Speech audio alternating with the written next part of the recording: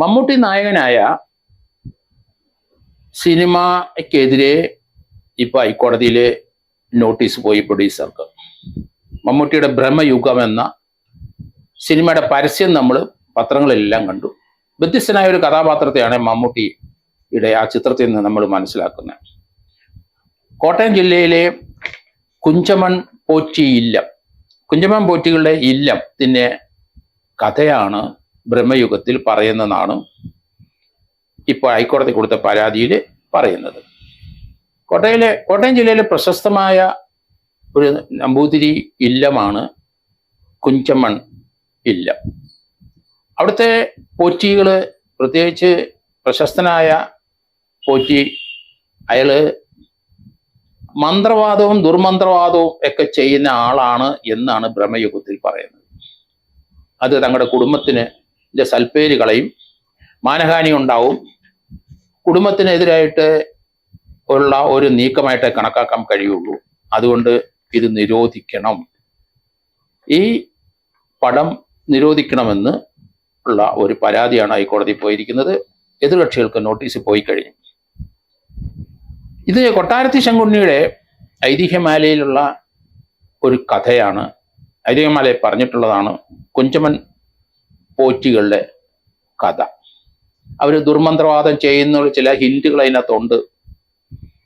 ആ ദുർമന്ത്രവാദി ആളാണ് ഈ കുഞ്ചമൺ പോറ്റി എന്ന കുടുംബത്തിലുള്ളവരെ എന്നാണ് ബ്രഹ്മയുഗത്തിൽ പറയുന്നത്. കുഞ്ചമൺ പോറ്റിയുടെ പകരം കുഞ്ചമൺ പോറ്റി എന്നും പറയുന്നത് ഒന്നാണ് എന്നാണ് അവർ കോടതി കൊടുത്ത ആ പരാതിയിൽ പറഞ്ഞിരിക്കുന്നത്.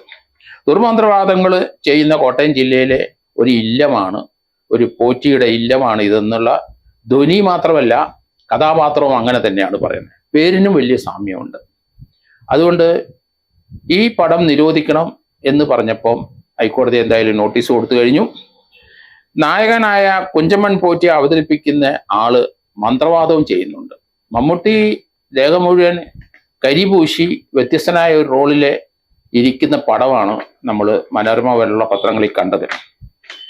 ആ ചിത്രത്തിലെ കഥാപാത്രങ്ങളും അതിൽ പല പേരുകളും തങ്ങളുടെ കുടുംബങ്ങളിലുള്ളവരെ തന്നെയാണ് എന്നിവിടെ പറയുന്നുണ്ട്. അതുകൊണ്ടാണ് മമ്മൂട്ടിയുടെ ഈ ചിത്രം നിരോധിക്കണം എന്ന് പറഞ്ഞ് കേസ് കൊടുക്കാൻ കാരണം. അതിൻ്റെ ഡയറക്ടർ സദാശിവൻ എന്നാണെന്ന് എനിക്ക് തോന്നുന്നു, ശിവൻ സദാശിവനാണെന്ന് എനിക്ക് തോന്നുന്നു. അയാൾക്ക് നോട്ടീസ് പോയിട്ടുണ്ട്, പ്രൊഡ്യൂസർക്ക് നോട്ടീസ് പോയിട്ടുണ്ട്. കേരളത്തിലെ പല കുടുംബക്കാരുടെ ചരിത്രങ്ങൾ ഐതിഹ്യമാലയിലും അതുപോലെയുള്ള കേരളത്തിൻ്റെ ചരിത്ര പുസ്തകത്തിലൊക്കെ ഉണ്ട്.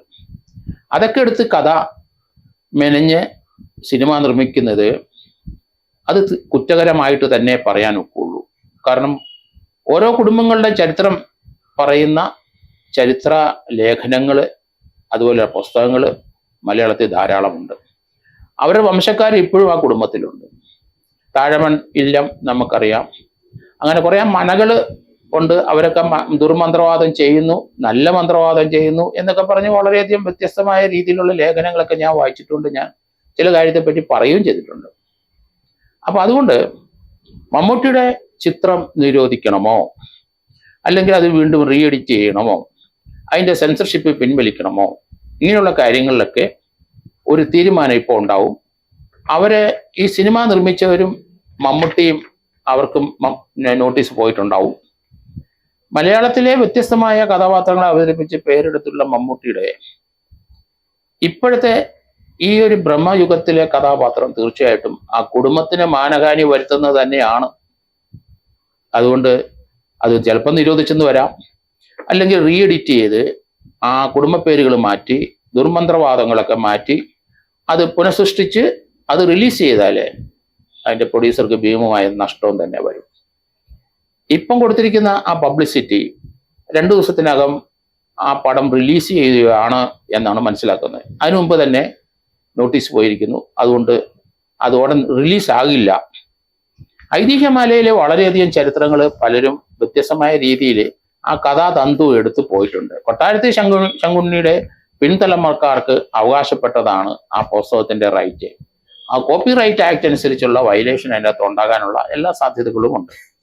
പല ആൾക്കാരും വ്യത്യസ്തമായ ഭാവന ഒട്ടും തന്നെ ഇല്ലാത്തവർ പലരും ചരിത്രാഖ്യായികളൊക്കെ എടുത്ത് അവർക്ക് തോന്നിയ പോലെ വളച്ചൊടിച്ച് ആ കുടുംബത്തിനോ അല്ല കഥാപാത്രങ്ങൾക്കോ ആ കഥാപാത്ര വംശപരമ്പരകൾക്കോ അപകീർത്തിപ്പെടുത്തുന്ന രീതിയിൽ ധാരാളം സിനിമകൾ വരാൻ പോകുന്നു എന്നാണ് കേൾക്കുന്നത്. അവർക്കൊക്കെ ഇതൊരു പാഠമായിരിക്കണം.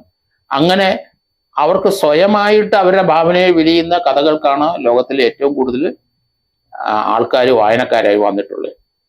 അപ്പം കഥാതന്തുക്കൾ ചിലപ്പം ചില ഗ്രാമത്തിൽ നിന്നും പട്ടണങ്ങളിൽ നിന്നൊക്കെ അല്ലെങ്കിൽ നിങ്ങൾക്ക് എടുക്കാം. പക്ഷേ അവരുടെ പേര് പറയുകയോ അവരുടെ കുടുംബ പശ്ചാത്തലത്തിന്റെ കാര്യങ്ങൾ നറേറ്റ് ചെയ്യുകയോ ചെയ്താൽ അത് കുറ്റകരം തന്നെയാണ്. ഏതായാലും ഹൈക്കോടതി ഏതായാലും ഇപ്പൊ നോട്ടീസ് അയച്ച സ്ഥിതിക്ക് ഈ പ്രമയുഗം അടുത്ത ദിവസം റിലീസ് ആകില്ല. മറ്റൊന്ന്, അത് റീഷൂട്ട് ചെയ്യേണ്ടി വരും. അത് കോസ്റ്റ് വളരെ കൂടും. അതുപോലെ തന്നെ മമ്മൂട്ടിയുടെ കഥാപാത്രത്തിന്റെ ഇപ്പം വന്നിരിക്കുന്ന ആ തേജസ് മങ്ങിപ്പോകും എന്നാണ് എനിക്ക് തോന്നുന്നത്.